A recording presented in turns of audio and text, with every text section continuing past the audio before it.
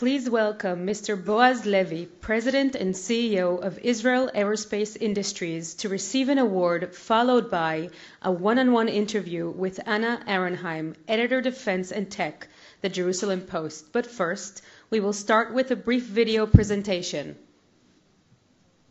IAI is here with you. When you guide your loved ones to a safe room, we guide precision to its mark. When you seek a moment's distraction, we stay focused, scanning the skies and beyond.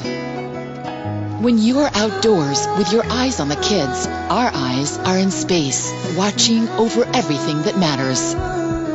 And when you think about your future, we're already developing the next generations of defense.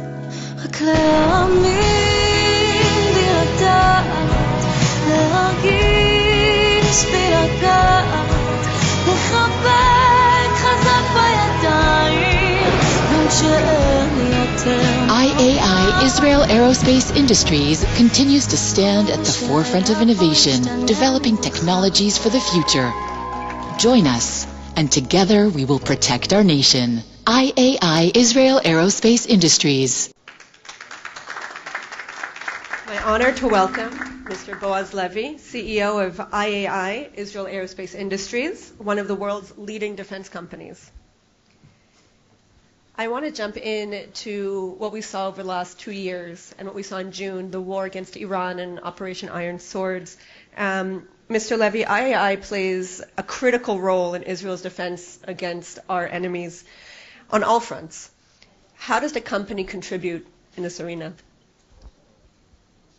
First, good morning, everybody, and thank you for the opportunity to be here today and to speak to you.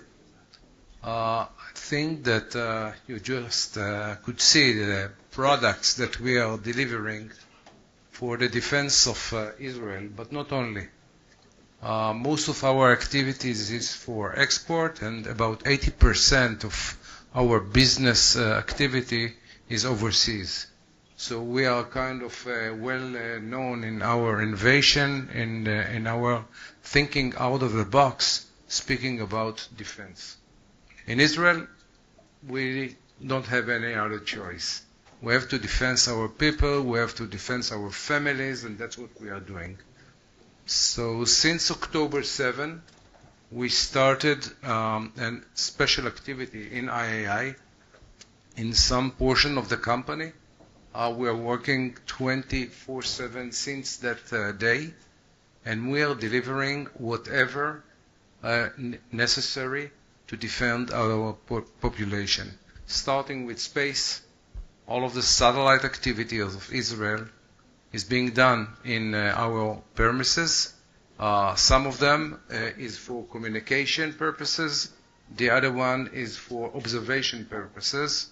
And I can share with you that the first picture that really explains what is really going on in Gaza on that very day came out of one of our satellites. And just by looking at it, we found out what needed to be done. The other things is that we are controlling, dominate the sky, the land, and sea. And all of our systems are there, but the secret of this war is not only products, and it's not only capabilities, is the connection, the connectivity between them, so we will bring an optimal solution for any IDF requirement. And talking about solutions and your products, I want to narrow in on the Arrow, the Barak, your radars, and like you said as well, your space solutions. You have been involved from the beginning in the Arrow and the Barak programs, right from the start. So why are these systems so important? Can you go a little bit more in depth into that? I'll start with your question. I think that no person in Israel is asking this question anymore. There are a lot of demonstrations. One of the best demonstrations I can share with you is the film that you made about that night with the rockets. But really, I believe that we are we don't have any other choice. And necessity is the mother of all invention. That's how we came with specific systems to deal with air and missile defense, like the Barak system, that can be operated from a naval versions or land-based version. And of course, the very well-known the Aero program that consists of Aero 2 and Aero 3. And the goal of this system is ballistic missile. Till this war, we never saw a real ballistic missile launched against Israel. We used to see it in 1991 on the Gulf War, but that time we didn't have a solution. This time we prepared the solution. We knew that the Iranian and the Houthis has these types of ballistic missiles aimed on Israel, and we've been prepared our system. And on the very first day that the Houthis launched the first ballistic missile toward Israel, we gave the solution. Now, dealing with ballistic missile is not just rockets. It's not the same rockets coming from Gaza or from Lebanon. This is a ballistic missile that is traveling almost 1,800 kilometers and the huge velocity, and carry on a warhead with half a ton on it. And we saw what's happened if these types of missiles are hitting one of our buildings or populated area. Now, you rightly said, I started my career as an engineer coming out of the Technion, aeronautical engineer, and had the opportunity to join this program just at the beginning phases when President Reagan asked only one question: can you hit a bullet with a bullet? And all of you here being in Israel long enough to know that we gave him the answer, yes, we can. By the way, it was much before Obama. But we said, yes, we can, even though we didn't fully understand the requirements. But we came with the idea, let's hit the incoming threat with a missile that will do the job for that. And there was a lot of criticism in the world, in Israel, in the United States, wherever, saying it's not feasible. You cannot hit a bullet with a bullet. Hello, sir. Perfect timing. So we came to this challenge, and we developed the system. And I was the guidance and control engineer of the interceptor. Later on, I was the chief engineer for the program, and actually led the operation and managed the program for many years. And I can share with you then when I put the requirements for the aero weapon system, I never thought that any leader in the world would use so many ballistic missiles as the Iranian and the Houthis did. But the Iranian, to my perspective, did another thing. They launched those ballistic missiles toward Israel in a salvo, very well synchronized salvo attack. And when we designed the system, we didn't thought that anyone would dare to do it, but they did. And to my opinion, they are changing the world of ballistic missile defense these days, because once they did it, others will do it again. And that's why our system needs to be very well tuned to these types of attack. And it's not only in Israel. We are paving the way for other countries in the world. And I think that what we demonstrated here in this war was over 90% of success of intercepting these types of ballistic missiles. And we showed that we need layers of defense, and that's what we are doing. So there is a lot of contribution to the world, a lot of collaboration these days, and a lot of initiatives all over the world. We saw one in Germany that we are collaborating with.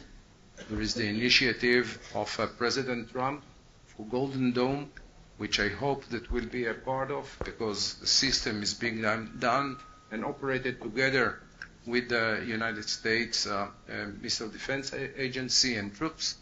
So there is a room for cooperation and the ballistic missile defense activity. I want to talk a little bit about IAI and not only the contribution with the systems, but the contribution of its people. IAI is a huge company here in Israel and has been affected by the war, with 75 families affected. How does a company help the families and the loved ones while at the same time following through on your contracts for Israel and your international clients? The company consists of 15,000 employees, regular employees. Half of them, by the way, are engineers, master degrees, and PhDs, because we are dealing mostly with cut-off technologies. But we are supporting 50,000 households in Israel. And it's a huge responsibility to lead this type of effort, especially during wars. And we started our activity, as I mentioned, on October 7, and we're working real hard since then. And we have to support the families. It's not only the employees, it's not only the people that were recruited to military service. About 2,000 of our employees were in reserve during the war, first day of the war.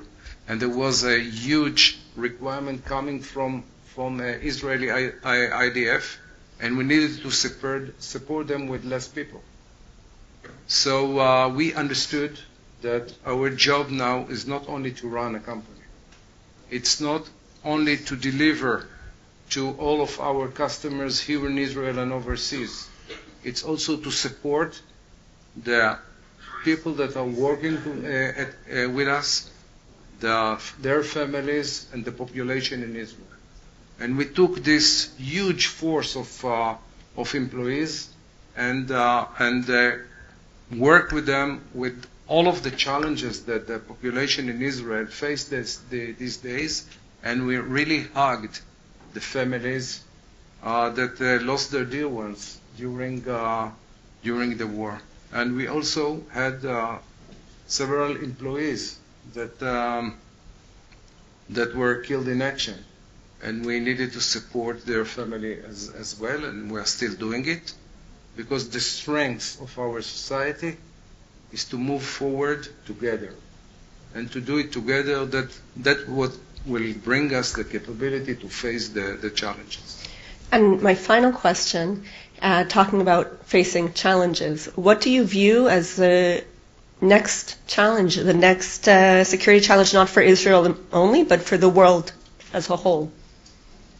2 years ago, when I used to speak about, in many conferences, about the future combat and the future wars, I said that there will be some kind of connectivities between systems, and we need to seek for solutions. I believe that today we don't need to explain it, and the future wars are already here. But I would like to share with you what we did right now in a few sentences, and then to look toward the future. I think that this is the first war that things were really, really connected. And to give you an example is to take the picture coming out of a satellite. And by the way, we just launched another satellite two weeks ago, observation satellite. So think about it, exploring the area, find the right spot, take the picture of it, and utilizing big data tools and AI capabilities that we have in our premises, and send the right, or distribute the right command to many customers of that data. One of them can be the pilot in the cockpit. In a real-time situation, when a satellite observes something, the data transforms to the pilot in the cockpit that is doing its job immediately. This is what I'm calling closing the loop. but there are many other aspects of that. There are the autonomous vehicles that are working on all of our arenas. There are communication satellites that are connected to the observation satellite, and of course a lot of precise munition that need to do the accurate work that they are doing. So this is one step toward the future of combat. And this step should be enlarged because nowadays we have the computing capability. We can use the big data better than we used in the past, and we can find, as I mentioned, the optimal solution utilizing all of these AI tools that we are building in our company and other companies as well. And looking forward, I believe that anyone in the world these days understand that defend is not something that you only think about. Defending your population is a necessity. You need to prepare it well advanced. The Arrow was designed about 30 years before we used it for the very first time. You need to look toward the future, but you need the time to design it. And that's how we are coming to collaboration between nations. And hopefully allies will have the capability to join together and to bring the best qualified combat-proven solution into one big solution that will serve many nations and actually will save lives. Thank you so much. Thank you.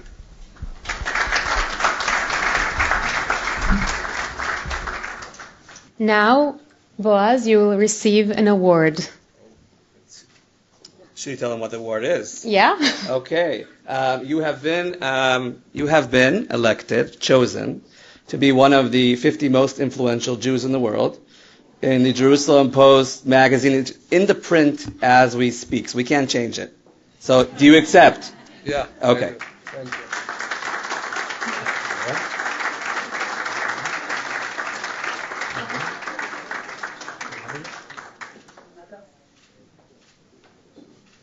לא, מרק, עוד אחד. רק אתה. Okay. Thank you very much. תודה. תודה. Thank you.